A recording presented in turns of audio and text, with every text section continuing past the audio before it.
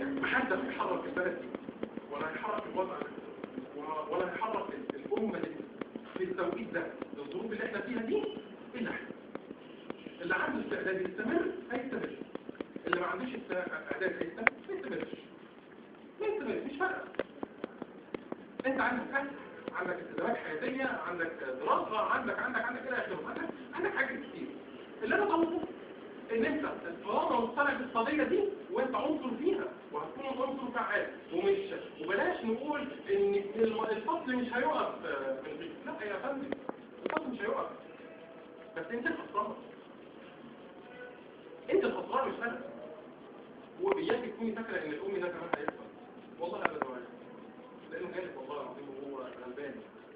والله العظيم انه غلبان غلبان قوي. وعارفه يعني ايه غلبان؟ انا مش بقول غلبان اللي هو غلبان يعني محتاج اللي يطبق، محتاج والله العظيم. والله احنا لما كنا بنعمل مشروع الانسان ورحمه الطريق انا اسف والله العظيم رحنا شفنا ناس كل اللي هي تامل في الحياه ان هي تلاقي حد يطبق عليها ويقول لها ازاي الجامعه بس كده والله العظيم. لا هي عايزه منك لا دينار ولا درهم، هي عايزه كل اللي هي تطلبه منك انك انت تطبق عليها وتقول لها عامله ايه. انا شفت ناس كتير في غزه.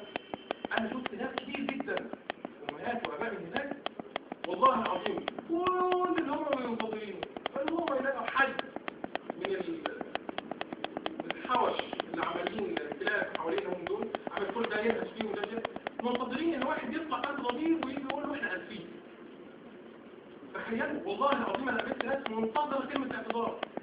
انا قابلت والله العظيم واحد شهيد قبل ما تشهد والله بيقول لي انا منتظر الاقي حاكم واحد تطلع يعتذر يقول احنا اسفين يا شعب الفلسطيني. تخيل عايش حياته عشان يسمع كلمه اعتذار. عارف ليه؟ عشان يديله دواء. يعني برضه مش فيه ده ليه هو، بس هو بفكر ان هو عادي. يعني انا بفكر فيك انت واللي انا بعمله ده بفكر فيك انت والله مش بفكر فيك انا. انا عايز الاجر والثواب لكن انا صعبان عليا ان انت هتروح كده. انتوا فاهمين يا شباب؟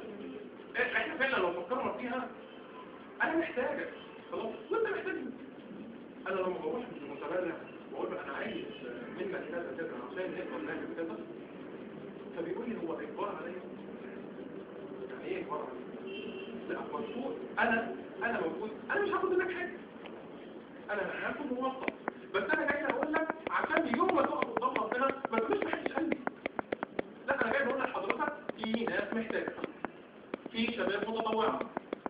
يعني انا كان معايا الاسبوع اللي فات ناس من وفد روسي جاي في مصر يعني اصدقاء شخصيين خدوا في المجموعه معانا من متطوعين يلاقوا شباب جوه صناع متطوعين 4-5 حاجات. ازاي دول كتير؟ ازاي دول متطوعين؟ اقول له والله يا ست متطوعه والله متطوعه ما بتاخدش حاجه. ايوه طيب بتاخد بالسنه يا ستي ما بتاخدش حاجه. طيب طب ايه التحفيز اللي هي تقدر تاخد؟ ولا تمام لا لو حاجه موجوده طبعا مش كده رسمي. يعني انت ليه مصر على هم بالنسبه لهم بلاد في اوروبا ان التطوع ده بيحصل عليه فلوس برضه. يعني هم عندهم برضه التطوع ده لكن احنا عندنا في حاجه احنا ما عندناش كده. انا مستعد ان انا اشتغل واعمل كل اللي انا عايزه من غير ما اخد مقابل. انت فهمت قصدي؟ فانت عندك ايه؟ احنا والله كنا بنتكلم احنا عندنا نمل الزواج اللي هم حضراتكم وحضراتكم بالنسبه لنا انتم سلعه غاليه جدا. سلعه غاليه جدا جدا جدا اللي هو حضراتكم خلاص.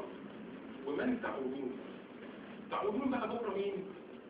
مش اللي لسه بتاكلوه بسرعه اللي انت بتحسبوه. ماشي يا شباب؟ انا هعتقد ان انا وصلت الموضوع بشكل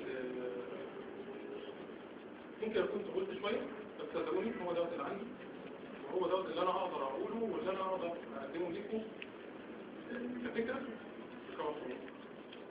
لكن اعيد اكد تاني والله العظيم والله اللي منكم مصر على ان البلد دي بتقدم حلوه وناجحه مش هيقدر يشارك في القضيه يبقى احسن يقف كده وبرضه مش هيكون الدم هنقول على ومش هنديهم هنقول احنا اسفين جدا جدا